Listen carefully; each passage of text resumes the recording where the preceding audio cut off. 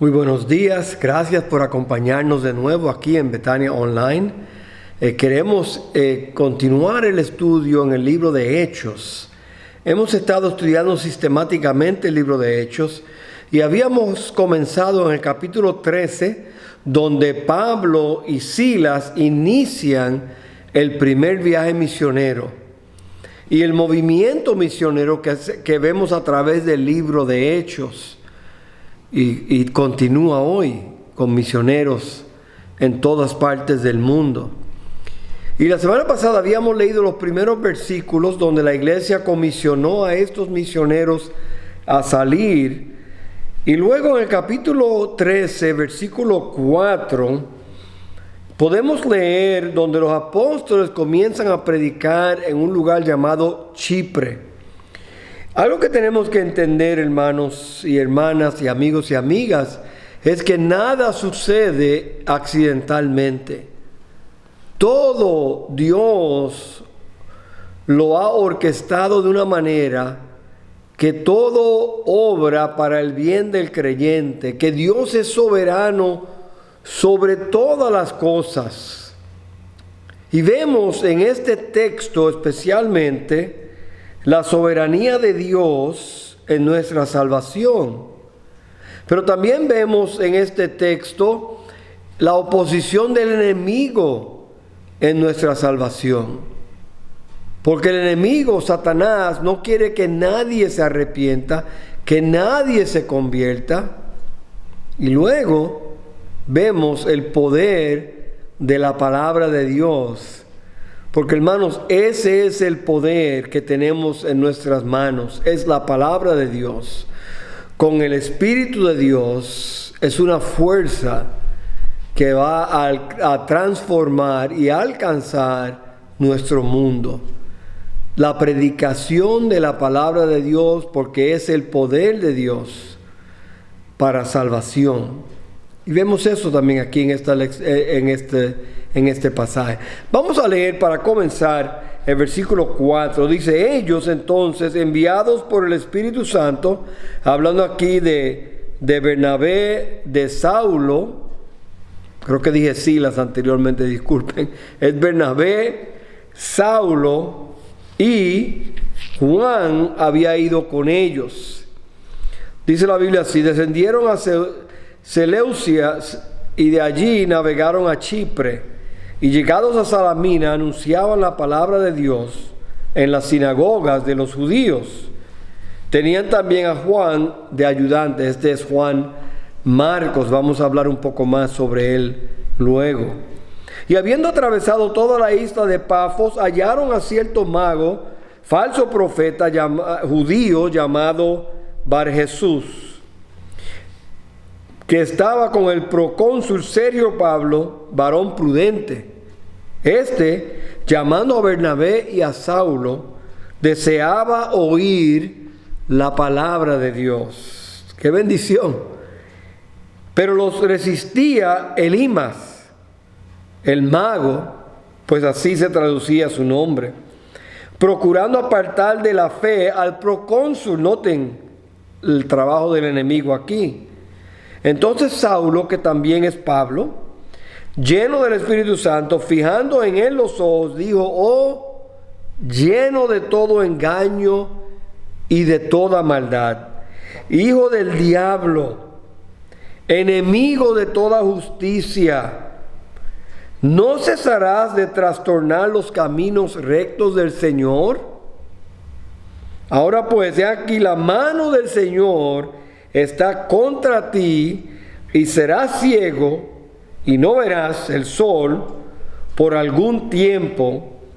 E inmediatamente cayeron sobre él oscuridad y tinieblas, y andando alrededor buscaba a quien le condujese de la mano.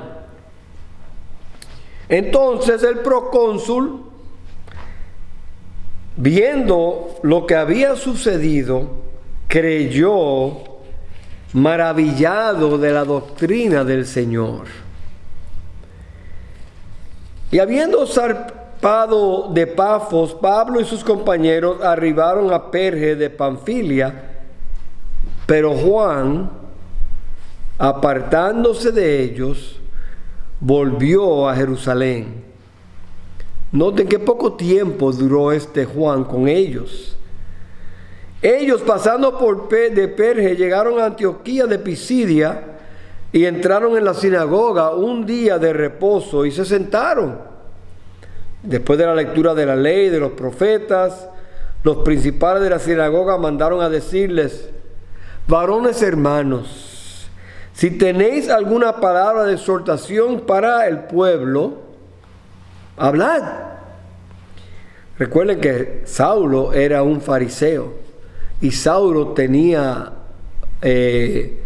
autoridad y el privilegio de poder compartir en las sinagogas por ser fariseo. Dice entonces Pablo, levantándose, echa señal de silencio con la mano y dijo: varones, israelitas, y los que teméis a Dios, oíd. Y aquí vemos el primer mensaje de Saulo o Pablo en el libro de Hechos. Un mensaje no largo en realidad, pero un mensaje de muchos versículos aquí en la Biblia, donde él está básicamente explorando la soberanía de Dios en la salvación que Dios envió al mundo. Y vemos que esta salvación comenzó desde mucho antes de Pablo, desde mucho antes del Nuevo Testamento, desde mucho antes de David. Hermanos, esta salvación comienza desde el principio. Noten aquí que la Biblia dice en el versículo 17: el Dios de este pueblo de Israel escogió a nuestros padres. Nuestros padres, sí, Abraham, Isaac y Jacob. Enaltecido al pueblo, siendo ellos extranjeros en tierra de Egipto, y con brazo levantado los sacó de ella. Ya estamos en Éxodo. Y por un tiempo como de 40 años los soportó en el desierto. Ahí estamos en Números y Levíticos. Y habiendo destruido 7 naciones en la tierra de Canaán, les dio una herencia, les dio en herencia su territorio. Libro de Josué. Después, como por 450 años, les dio jueces hasta el profeta Samuel. Ahí tenemos al libro de Jueces completito.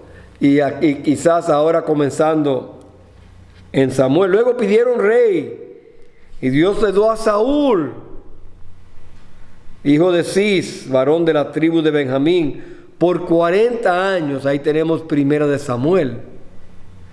Quitado les levantó por rey a David, segunda de Samuel, de quien dio también testimonio diciendo: he hallado a David, hijo de Isaí, varón conforme a mi corazón, quien hará todo lo que yo quiero. De la descendencia de conforme a la promesa, Dios levantó a Jesús por Salvador a Israel. Noten, entonces brinca ahora desde segunda de Samuel hasta el resto del Antiguo Testamento y brinca a Jesús. Pero antes de su venida, predicó Juan el bautismo de arrepentimiento y a todo el pueblo de Israel. Mas cuando Juan terminaba su carrera, dijo: ¿quién pensáis que soy? No soy yo él, mas he aquí viene tras mí uno de quien no soy digno de desatar el calzado de los pies.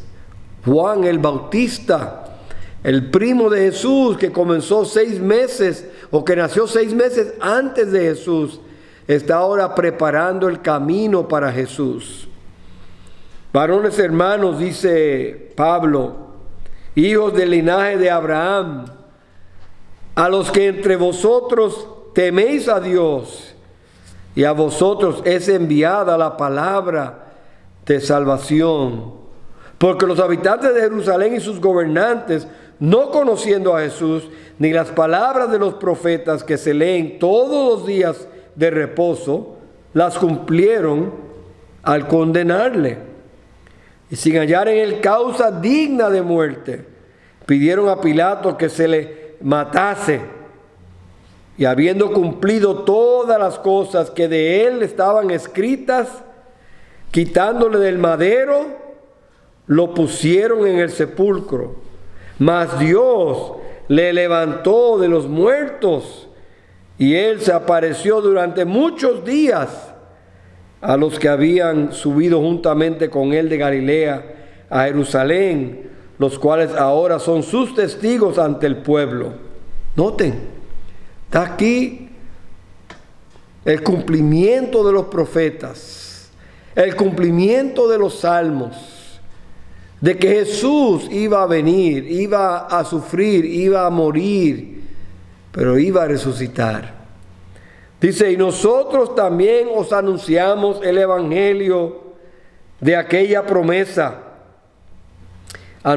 hecha a nuestros padres, la cual Dios ha cumplido a los hijos de ellos, a nosotros, resucitando a Jesús, como está escrito también en el Salmo 2, mi hijo eres tú, yo te he engendrado hoy.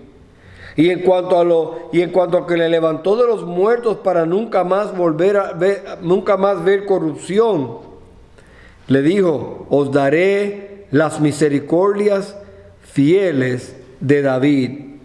Por eso dice también en otro salmo, no permitirás que tu santo vea corrupción, el Salmo 16.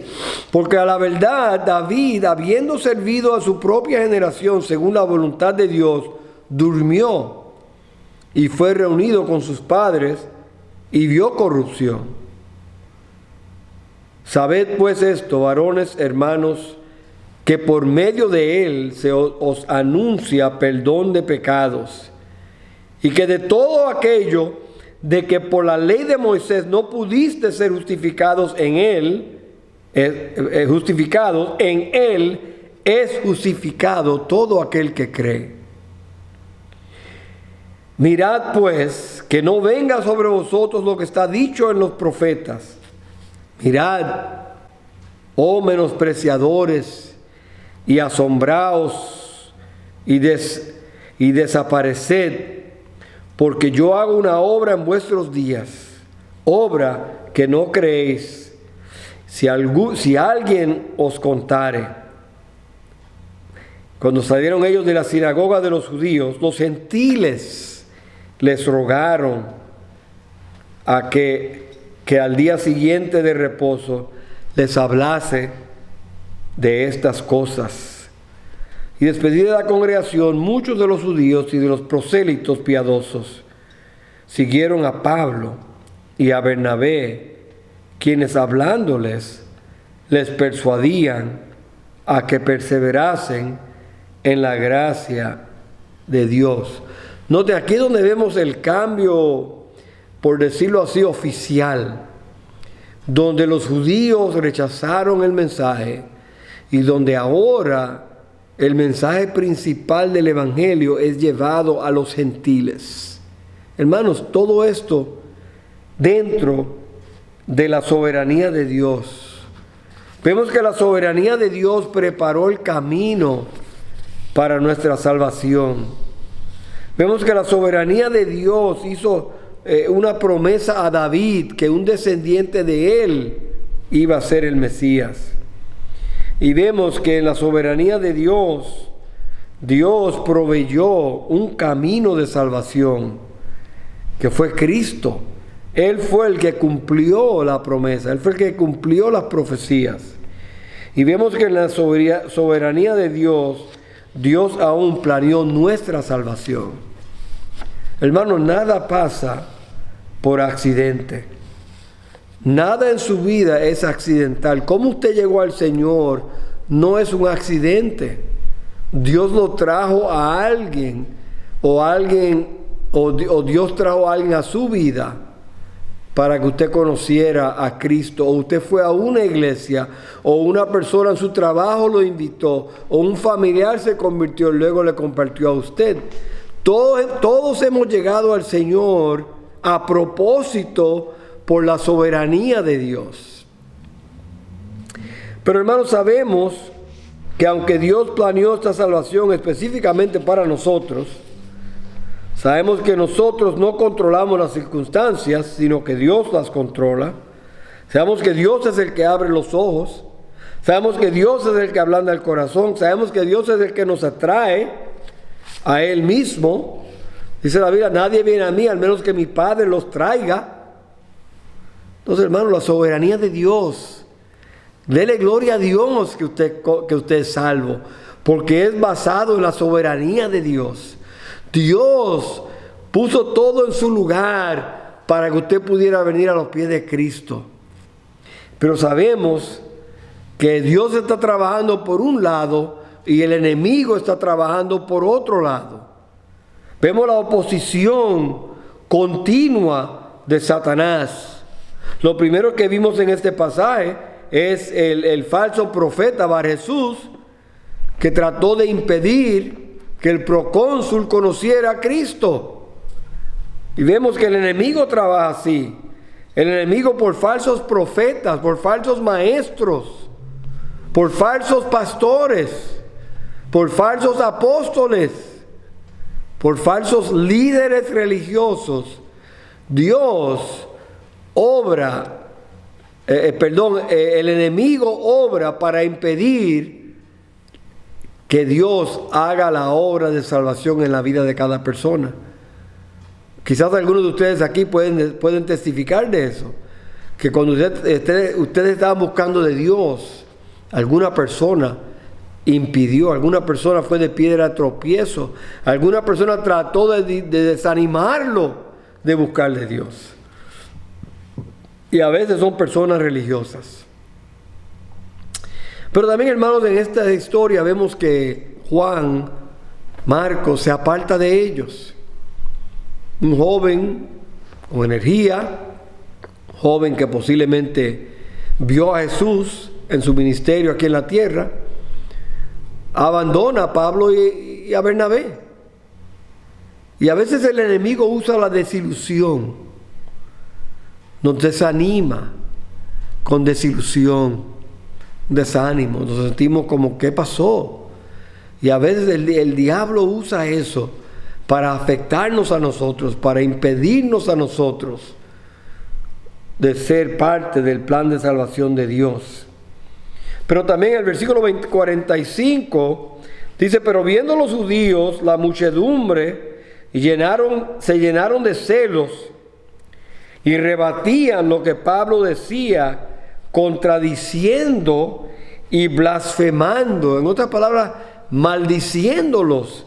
Eran ataques personales, una persecución personal, atacándolos, ridiculizándolos, insultándolos.